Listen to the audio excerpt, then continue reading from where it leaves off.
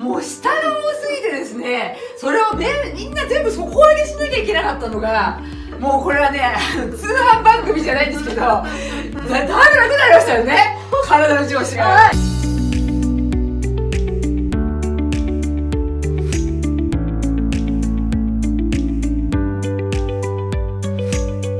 親の服の攻略は終わったと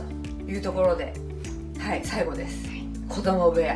行ってみましょうか。子供部屋収納、スタート。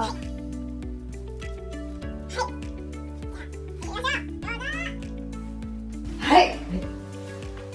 あまり変わってないですけどね。はい。この日はどう見てもあまり変わらないんですけど、いろいろね、動きが変わっていますので、どう変わったかっていうところで紹介していきますと、もともとはリビング収納に子供のものが結構、そんなにはなかったんですけど、一つ私が何これって言ったものの中に、お兄ちゃんかな、定期だったりとか鍵だったりとかっていう定位置があったじゃないですか。でそれっていつもここに入れてんのって言ったら、そうじゃなくて、いつもキッチンカウンターの上に乗っけちゃうものだっていうところで、ちょっと私はびっくりしたんですよね、最初に広げた時に。で私はね、なんていい子なんだろうって思うんですけど、結局ここが定位置よって言われて、一応持ってはくるんだけれども、扉を開けて行き着くまでになんか力尽きちゃうみたいな感じでキッチンのねカウンターの上に置いてたってことだったので、やっぱりね、それわざわざそこだけのために来るのはやっぱりもう動き的に無駄なので、カバンを持ってここが定位置だったとするならば、そういった細かいものたちもこの場所に、はい、帰ってきたらバッグを置いて、バッグの隣にそういった、お出かけグッズがね置いてあると、出かける時わざわざリビングに取りに行かなくていいので、あえてこちらに置かせていただくことによって、お子さんが行ったり来たり行ったり来たりしなくなって、お母さんもイライラしなくなった。今までね言ってたんでしょ、片付けなさい、しまいなさいってガミガミね、はい、それはよろしくないですからね。はい、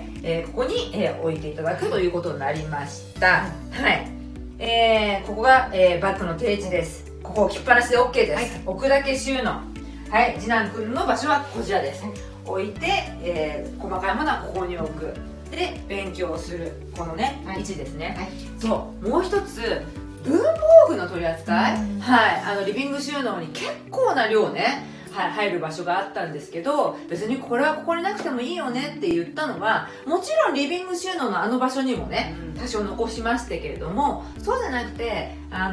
サミ一つにしてもハサミ置き場っていうよりは、さまざまなところで使う場所のそばにね、しまう場所があって、例えばこういう机の上だったらね、ここに一つあってね、リビングで使う場合はリビングの引き出しの中にあってね、さっき、ファミリークローゼットの方には仕事をする場所を作りましたよね、あそこの作業スペースの近くにまたハサミがあるっていうように、やっぱり使う場所のそばに定位置を作ってあげた方が、もうハサミもよりね使えたり、文房具も使えますので、一箇所の場所に全部を入れるんではなくて、さまざまな場所に定位置を作るっていうのはポイントです。はい、紙ベースしっかりきました。景色全く変わってません。それなぜかって言ったら、もう押し入れの下にあったものはほとんど使わないものだということだったので、今全く使えてないこのね扉の中に定位置を決めましたので、はい、ある程度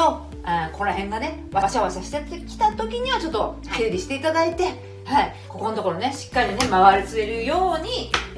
仕組みをね、自分たちの手でね、できるように、声掛けしていただきたいと思います。そして最後、不要服ですよね。はいね、後で分かったこの洋服ダンスがお母さんの服でいっぱいだったっていうことで、もう衝撃でしたよね。後で言うのはやめましょうね。はい、はい、隠し持っていた衣類が全てファミリークレーズっての方に行きましたので、こちらお子さんの衣類をしっかりとまとめて入れております。はい、ね、このねタンスがですね、意外にもこのねスライドですごく片手でね、出し入れできてとても軽いので、すごいこう使い勝手のいいタンスだなって私は思ったので、ここにねまああんまり入ってませんけどはいよく着る服が入ってるとワンアクション取れますのでね、このタンスをしっかりお子さんたちで使っていただけるように、ね、こちらに寄せています。そして最後クローゼットです。はい、見てください。はい、こちらも全てお子さん仕様にしております。はい左と右でお兄ちゃんと弟くんで分けさせてもらっていて、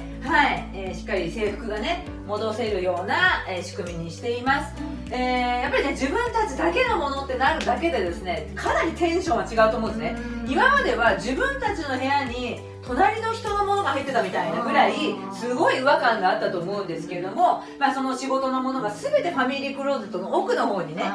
台車ごと行きましたのでここはですね多分ねおしゃれ好きな長男には、この配置かなり気に入っていただけると思います。めっちゃ喜びます。やっぱりね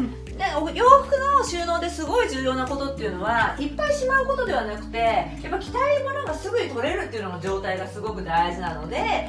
ば帽子と上着とボトム、こういったものがやっぱりこう一目瞭然で分かって今日どんな洋服を着たらいいかなっていうのがやっぱり見て見てね楽しめるというのがすごく重要なので、かなりワクワクするクローゼットになっていると思います。めっちゃいいです。ここもですね自分たちでなんかやっぱカスタマイズしていただいてね、もっともっと自分が大好きになれるような、収納に、作り変えていただきたいと思いますので、またお母さんと一緒にね、やっていただきたいと思います。お疲れ様でした。ありがとうございました。リビング収納から始まったこの家の丸ごと大改造、めちゃめちゃなんか大変でしたなんですかね、もう上と下が多すぎてですね、私はまだ上の方はいいんですけど、もう下が多すぎてですね、それをみんな全部底上げしなきゃいけなかったのが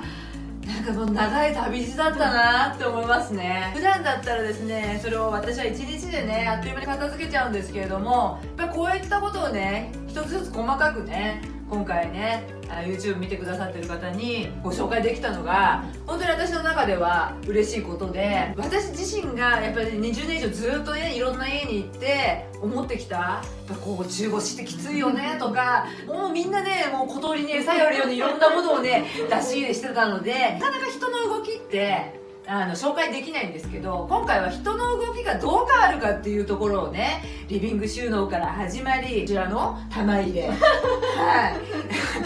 何ですかね、お父さんとお母さんのこの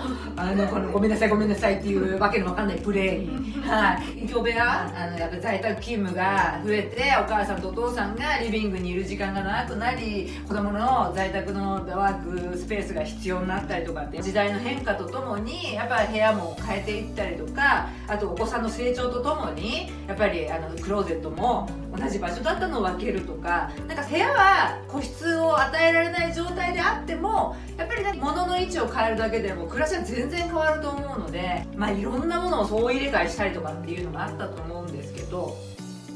収納の中の高さの位置だけを変えるだけでもだいぶ楽になったと思うんですよ。ぜひ皆さんやっていただきたいですね。もうちょっと大きい声で言ってもらっていいですかぜひやっていただきたい。ぜひね、本当にね、腰が本当に楽になりました。楽になりますよね。もうこれはね、通販番組じゃないんですけど、だいぶ楽になりましたよね、体の調子が。おかげで私めっちゃ腰痛いですからこの家の作業のせいで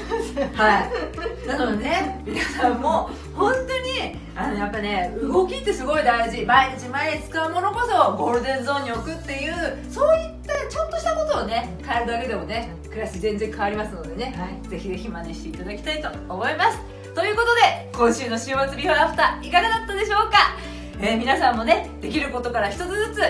家族の行動が変わる収納術真似してみてください。それではまた来週、さようなら。終わった？よかったらチャンネル登録お願いします。いいねコメントもお待ちしてます。